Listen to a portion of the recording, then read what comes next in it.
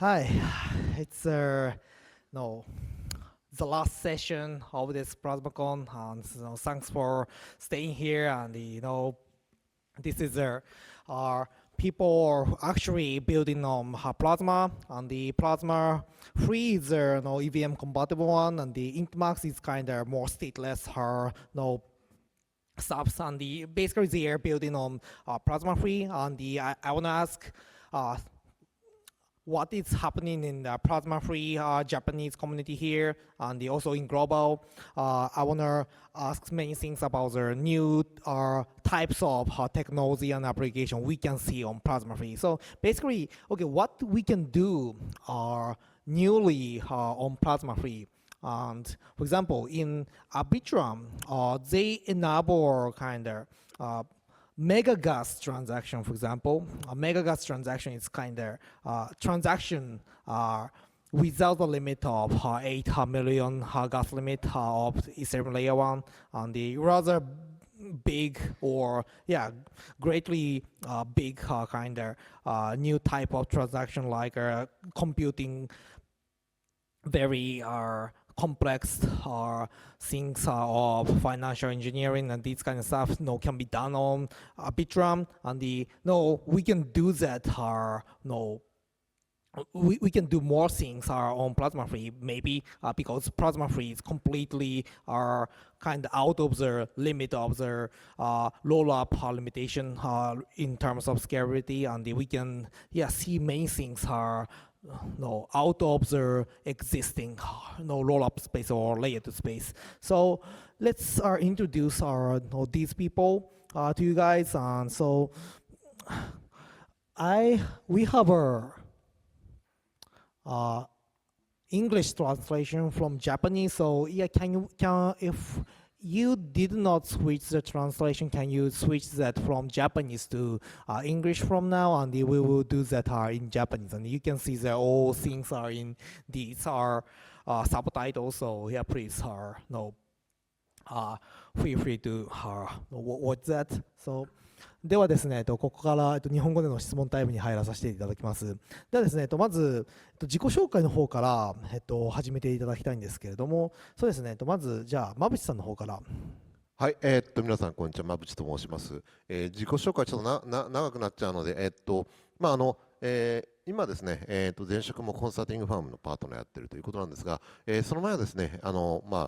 メタという会社の役員をやっていました。Web3 という意味では2016年か7年にブロックチェーンの衝撃という書籍を書かせていただいて、2年前かな Web3 新世紀という書籍を出したりということで、ブロックチェーンコミュニティは結構昔から、やってるということと、最近で言うと私の専門がエマージングテクノロジーということで、ブロックチェーンのみならず、これから新しいテクノロジーを追いかけるという意味では、ブロックチェーン、そして、メタバースというか AI、こういった新しいテクノロジーを、研究してどうやって社会実装していくのか、そういったことをビジネスしているということです。よろしくお願いします。馬淵さんは日本のAI 業界、あるいは前の Web2 業界でも非常に著名な方でして、いろいろ事業の実績があり、またそうですね、イノベーターのコミュニティ、日本問わず世界のイノベーターのコミュニティとつながっているという印象があります。で、そうですね、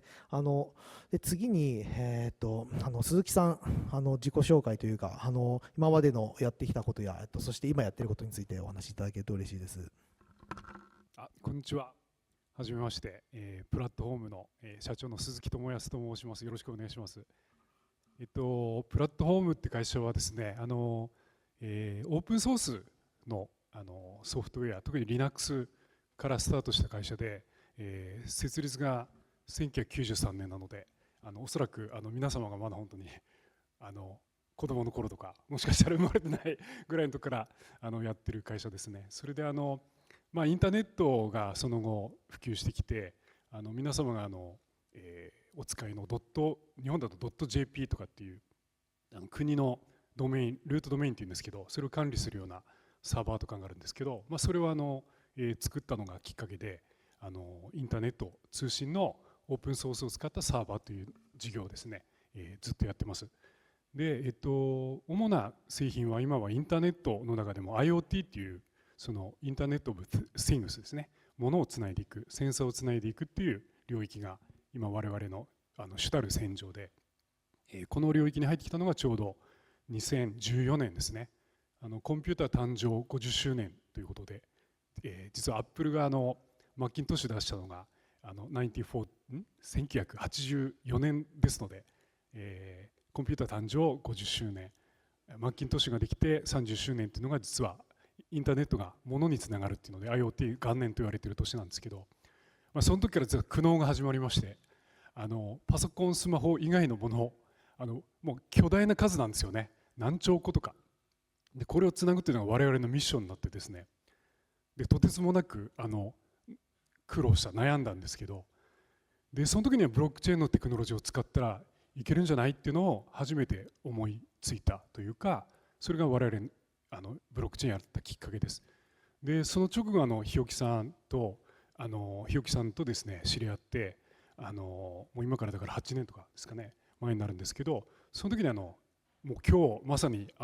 主たるお話になっているプラズマですね、この最初の芽生えというかですごく大変期待を持って僕らスタートしたです。で今我々だと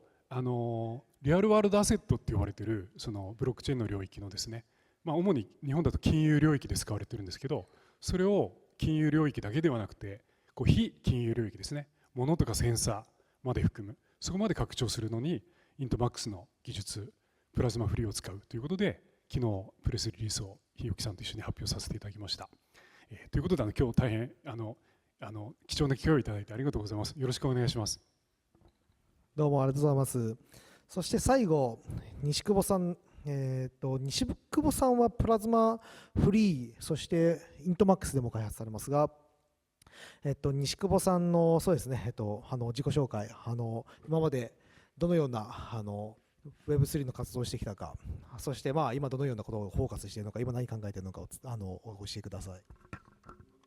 皆さんこんにちは、西久保と申します。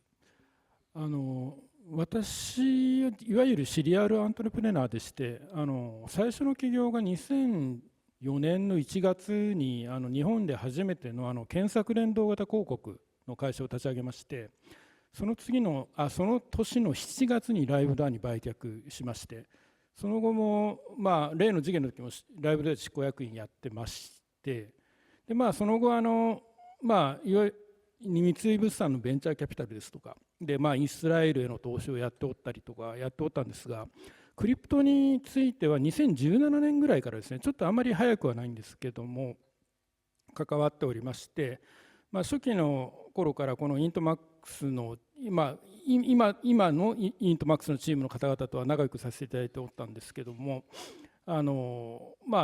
の中でいろいろとその技術の面のいろいろと研究ですとかやってきておりました。で昨年からですね某日本国内最大級のポイントサービス1億人以上のユーザーいるんですが、そちらの Web3 への移行というのを手伝っておりまして、でいろいろとその初期バージョンということでは既存のその EVM のブロックチェーンベースで開発しておったんですが、早々にですね端的に言うと1000万人に毎日利用していただくサービスというのは既存のそのブロックチェーンのステートフルなブロックチェーンの仕組みでは不可能ということが、持続的に運営するには不可能ということが分かりまして、イントマックスとサービス開発していくということで協議しまして、先日のプレスリリースに至ったという経緯になっております。本日はこのような機会いただきまして大変ありがとうございます。どうもありがとうございます。そうですね、お三方とも非常に幅広くかつ堅実な今までの実績と成功した事業を持っておられまして、こういった方々がプラズマに注目していただいて、プラズマの上で事業を作っていくっていうのに今後約束あるいはそうですね、いろいろ意思表示をされておられまして、それを非常に光栄に思っております。ではですね、まあ、今までいろいろな経歴あると思うんですが、馬淵さんは AI 業界、そして Web2 業界、そうです西久保さんも Web2 業界で非常に大きな成果を出されて、で鈴木さんはもうそうですね、20、30年ぐらいずっと IoT、そしてOS、Linux のところにずっと張り続けてきた方だと思うんですが、そうですね、こういった素晴らしい経験をお持ちの方が、なぜプラズマをなんていうか、今熱心に取り組んでいられるのかっていうところについて、お伺いいたしたいですと。でまずそうですね、じゃあ今回ちょっと真ん中からいきましょう。鈴木さん、鈴木さんはIoT の会社でも上場も日本の一部だか二部だかにもう上場されていると思うんですけれども、そういった大きな IoT の会社を持っておられる今経営しておられる鈴木さんがプラズマに非常に大きな興味を持っている理由は何ですか？はい、もうですね、端的に言うと物を扱うってことはもうスケーラビリティがないインフラはその時点でダメなんですね。残念ながらそのブロックチェーン旧来のというか例えば L1、だけ考えるとスケーラビリティのやっぱり限界がどうしてもあります。でこれをまず突破しなきゃいけないっていうのが僕らがその2000だから19年その時には本当に日置さんにできるのかなみたいなお話をお尋ねしたきっかけがそもそもそれだったんですよね。やっぱり皆様お使いのそのスマホとかパソコンもこれ IP アドレスっていうので振られてるわけじゃないですか。でも今度物とかですねセンサーとかになってくると IP アドレスの先にですねまた何百個とか何千個とかつながるわけですね。でこういうのをこう管理しなきゃいけないっていうところになると当然そのスケールが要求されるわけで、インターネットの場合だとDNS とかっていうドメインネームを管理するようなシステムが裏方で回ってるんですけど、そういうものがですねないとできないと。でも物なので誰かがそれを所有するとかセントリックスにやるってものではないわけですね。でその時にその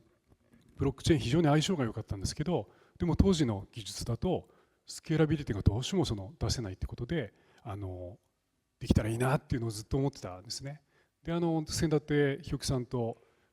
久しぶりにいろんな情報交換させていただいた時になんとそこが突破できているという非常に嬉しいお話を聞きまして、やっぱりかっていう、やっぱり日置さんだってやるかなとか思ってたんですけどなのでこれが最大のプラズマをイントマックス選択するっていう決断の理由です。でプラスですねプライバシーっていうのが当然ものなのでセンサーとか皆さんも考えれば分かると思いますけど、自分のバイタルデータとか自分でコントロールしたいじゃないですか。そういうのも考えるとプライバシーはもちろんなんですけど、この両方をですねイントマックスは扱える、プラズマフリーはそういうことができるということで、もうこれ一択だなということで決断しました。はい、以上です。あざます。2018年ぐらいからプラズマの話を盛んに実はしておりまして、もう何回も昨日のことのように覚えてますけれども、今またプラズマのいわゆる日本ではプラズマンっていう名前がついたんですけども、そのプラズマやってる人たちのことをプラズマンって呼んだんですよね。でなんかプラズマンが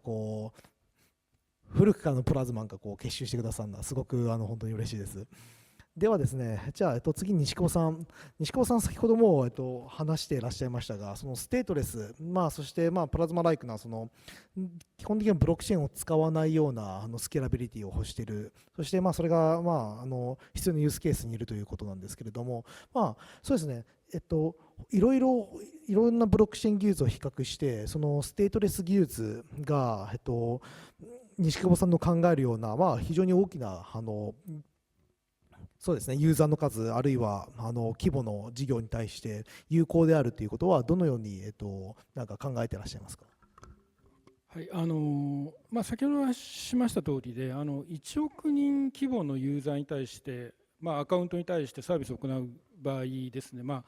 アクティブ、デイリーのアクティブ率が 10% としても1000万人に対して、1000万、単純計算で1000万トランザクション、例えば、必要になりましたという時にですね、皆さん最近のブロックチェーンですとスループットとしてはそのぐらい余裕じゃないかって思われるとは思うんですけども、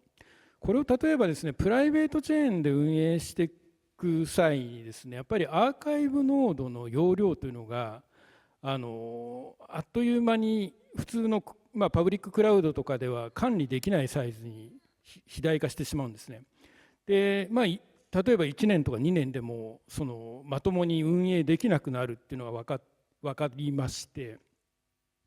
でそもそもサービスとしてもう1年とか2年とかしか持たないよと分かってるようなものを世の中に出していいのかっていう問題がまずありまして、そこでちょっとどうしようかっていうような話がまずあったのとですね、もう一点ですね、以前のやっておった設計ではですね、プライベートチェーンを使って個人情報の越境移転の問題というのが企業さんだと分かると思うんですけどありまして、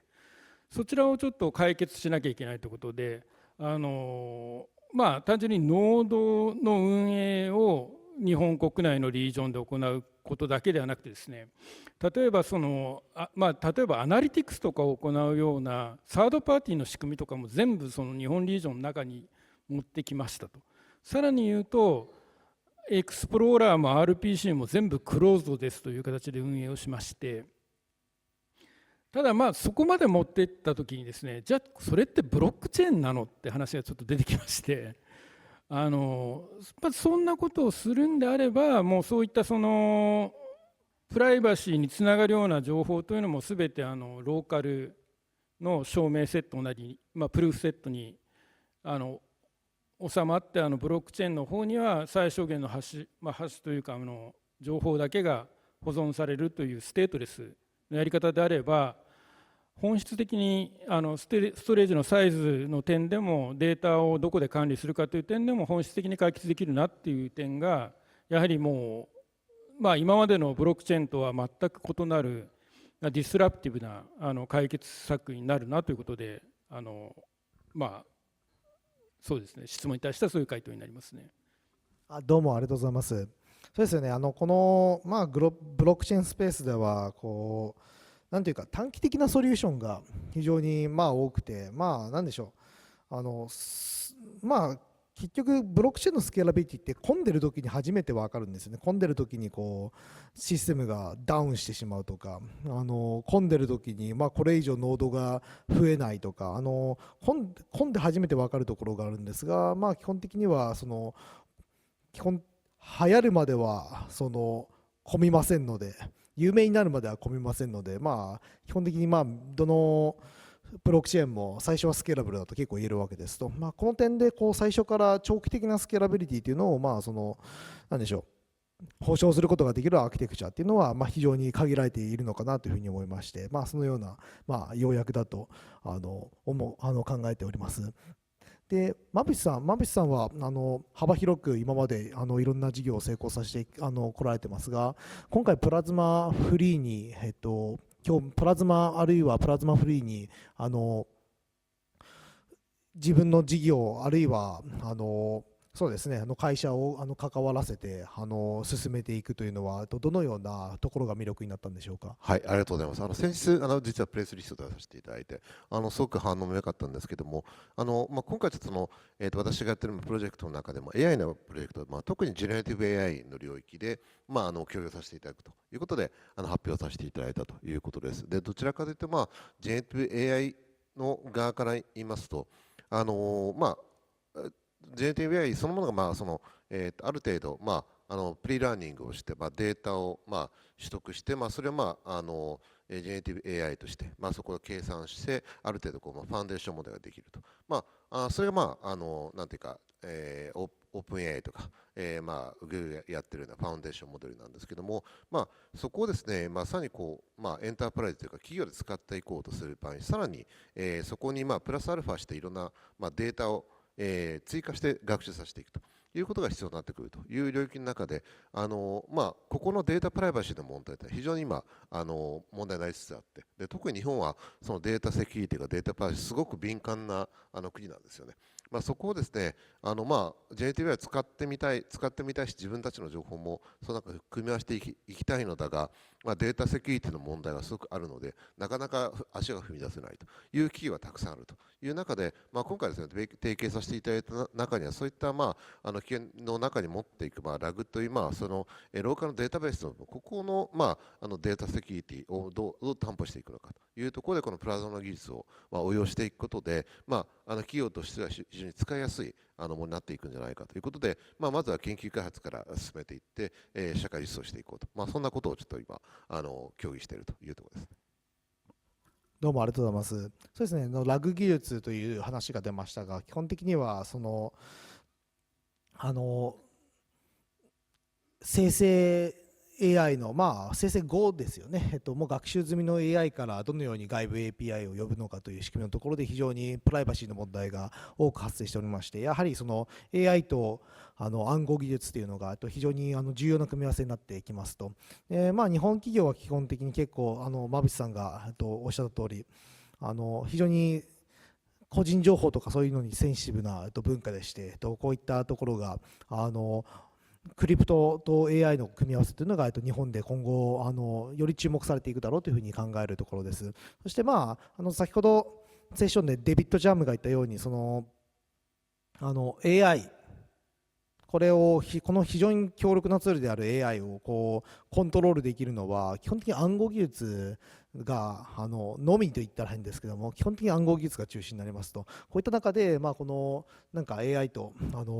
この最もスケーラブルなブロックチェーンを提供する暗号技術っていうものが組み合わさっていくのであれば非常に良いのではないかという感じで、この前の馬渕さんの AI4U は非常に大きな協業のプレスリリースが出たというふうに認識しております。で、そうですね、今後お三方がプラズマフリーに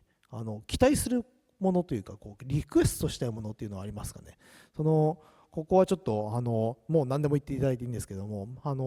プラズマフリー、これが今スケーラブであるということはもう保証できますと。プラズマフリーは最もスケーラブルなそして最初の成功するプラズマになるだろうというふうに考えておりますと。でその中でこのプラズマフリーのチームあるいはイントマックスのチームに3人が経験豊富な起業家として、そして今これから事業をやっていく人たちとして期待するもの、そしてこうしてほしいもの、要望ですね、こういったものをお聞きできれば嬉しいかなと思います。これは思いついた順に言っていただけると嬉しいんですが。さっき楽屋で3時で話をしていて、いかにプラズマを社会実装するかみたいなことを、何がキーになっていくのかなみたいなことをちょっといろいろ話をしていて、激論を交わしてたのですごく面白かったんですけど、やっぱりどうしても新しい技術が生まれてきて、ユースケースをどういったものを作っていくのかってすごく大事だよねという、そのために何がもう一歩に必要になってくるのかみたいなことをちょっと話をしてたんですけど、鈴木さん、さっきの話をちょっとしていただけるといいかなと思うんです。いかがですか。そうですね、コンピューターも本当に35年ですかね、40年近くやってますし、40年だな。でLinux もそうなんですけど、クラウドもそうかもしれませんけど、ですね、常に明るい未来があるんですよ。でそれを向けてもうみんな走るんですね。だけど結構今馬渕さんおっしゃったようにユースケースになった時に必ず現実のなんていうかな、現実ってものすごい複雑なんですよね。それでそこでものすごくいろんななんていうかな、欠けたパーツを初めてそこでこれねえじゃんみたいなのが発見するんですよね。でそれはでもその都度自分たちだけじゃなくて、その時やってるいろんな仲間だったり外部の方だったりエコシステムって言ってもいいかもしれませんけど、そういう方たちのある種なんていうかな、連携だったり共同で解決していくんですよね。なんていうか、メモリが高かったらそれを仮想化する技術ができたりとか、ネットワークができた後にそれをじゃあファイアウォールの技術ができたりとか、必ずみんなで乗り越えていくっていうのを何度も見てきた。で今回根本的なところのブレイクスルーがプラズマで行われたと僕は思ってて、ここまで来るのに本当に日置さんに至っては7年8年もっとかもしれないけどね、やっているわけですね。でそれでようやくこれでもうスケールできるじゃんとか、コストも安くできるじゃんとか、プライバシーもできるじゃんっていうところまで行ったんだけど、その後になおかつ多分いろんな問題が出てくると思うんですよ。でその時にやっぱり必要なのはやっぱ仲間なんですよね。仲間がやっぱりいないとダメで、そこがこうできてくるとそれはプロダクトだったりサービスだったりいろんなところだと思いますけど、僕そこを一番なんていうかな期待しているというか、はい、そう思います。なんかこう社会実装していくときに、何をするというのかっていうことなんですけど、プロダクトアウトではなく、これをやっていくためには絶対プラズマ必要だよねっていう世界観みたいなことを作っていく必要があるというふうに思っていて、西高さんはその世界観をまさに今やっていかれようとしてるんだなというふうに思ったんですけど、やっぱり今鈴木さんおっしゃったみたいにエコシステムみたいなものがちょっと周りにあって、どう組み合わせていったときに、大きなビジネスとしてのスケーラビリティみたいなのが生まれてくるのかっていうところがすごくポイントだなって話をしていて、西久保さんも多分そこでお話をされたと思うんですが、西久保さんいかがですか？そうですね、おっしゃる通りですね、ユースケースというものもあるんですけども、今やはりですね、個人的にちょっと懸念を抱いている点としましては、やはり現状のブロックチェーンの利用方法におけるプライバシーの問題ですね。今日の大体副テーマみたいな感じになってるんですけど、やはり今ですね、特に私の会社で問題にしてますのが、何でしょう、単一のウォレットでブロックチェーンを利用している中で横断的なトラッキングが可能になるという点を問題にしてまして、でそちらに対して解決を行うようなウォレットのアカウントマネジメントというかウォレットのサービスなんですけども、 EOA とコントラクトのバージョンあるんですが、そういったものを作ってるんですね。でなおかつそれ派生して結局 EOA のバージョンでは、量子コンピューターに対しての脅威というものにも対応したものを今後出していくんですけども、何が言いたいかというとですね、プライバシーですとか量子コンピューターの脅威ですとか、そのあたりのイシューについて議論してる人っていうのが本当になくてですね、今回こういった場を設けていただいたりとか、あるいは今後ももちろんイントマックスチームビタリックさんとか含めてこういったコアの方々っていうのはどんどん議論していくんだとは思うんですが、こういったものをもっとですね、いろんな方がいろんな立場で巻き込んでですね、ユースケースではないんですけど、もう少しフィロソフィーめいた話ではあるんですが、やはり重要な話としても人々の心にちゃんと刻まれていくような形にしていけると、今後ユースケースにしてもより豊かになってくるのかなというふうには考えております。なんかちょっと今お話を聞いてて思ったんですけど、なんか技術横断みたいなことってすごく大事だなと思ったんですけど、っていうのは今西海岸とかで今量子コンピューティングの話をすると、どっちかっていうと今ジェネレティブ AI がものすごい広がってしまったので、どちらかというとGPU をどう使っていくのかっていうことを考えていったときに、もう量子コンピューティングじゃなくて、ひょっとするとジェネレティブ AI のアニーリングでシミュレーションした方がアウトプットが高いんじゃないかみたいな議論がされていたりとかするんですよね。だからその辺のなんていうか掛け算というかそういったことを議論もしていくと、もっといろんなユースケースというか社会実装のモデルってもっと考えていけるのかなとちょっと思いました。ありがとうございます。そうですね、僕の到着する前に楽屋でもうすでにセッションが始まっていたようで非常に羨ましい限りですし、今参加させて嬉しいんですけども、そうですね、特にプライバシーのような議題、このカンファレンスはすごく結構、変わったカンファレンスでしたよね。これが最後のセッションで過去形にできるんですけども、プライバシーの話がこれだけ出て、全部のほぼ全員のスピーカーがプライバシーに関して気にしていると。で結構一つちょっとクリプトのなんというかファンシーなカンファレンスに行くとプライバシーの話題なんて一切出ないわけなんですね。でクリプト業界だけども誰もトランザクションをエンクリプトしないというのが結構普通になっていて、この話題について誰も話していないっていうのは、その西久保さんの言う通り非常に問題だというふうにずっと感じておりまして、これはなんかなんでしょう、哲学的な意味で問題だっていうのもありますし、その倫理的な意味で問題だっていうのもありますが、さらに言えばその市場的な意味でも問題なんですよ。そのユーザーのニーズって実際にはプライバシーにあって、じゃあみんな明日から HTTPS がなくなったら大丈夫ですかって言ったら絶対みんな嫌がると思うんですね。だからプライバシーって実際にはものすごい大きい需要があって、これはもう市場のなんか問題でもあるんですね。実は単にその哲学的な話というか、単にトピックとしてあるのではなく、そこに市場の問題として存在するわけなんですね。でそういった中で、このプラズマのコミュニティが非常にプライバシーになんというかフォーカスをしているかどうかは分からないですが、非常に気にしながら進めていっているというのは、これはクリプトの他のエコシステムと全く違った魅力を作っていて、僕は非常に新しいタイプの魅力を持っているんじゃないかなというふうに思います。で言っていただいた通り、プラズマ、そうですね、実際に進めたらいろいろな問題が生まれてくる。でそれをコミュニティに対処して仲間で助け合って進めていくっていうのが、やっぱりそもそもブロックチェーンは協業のシステムですから、の業界関係者が利害を一致させて協力していくっていうのが非常になんかブロックチェーン業界らしくていいんじゃないかなというふうに思いますし、そういった非常に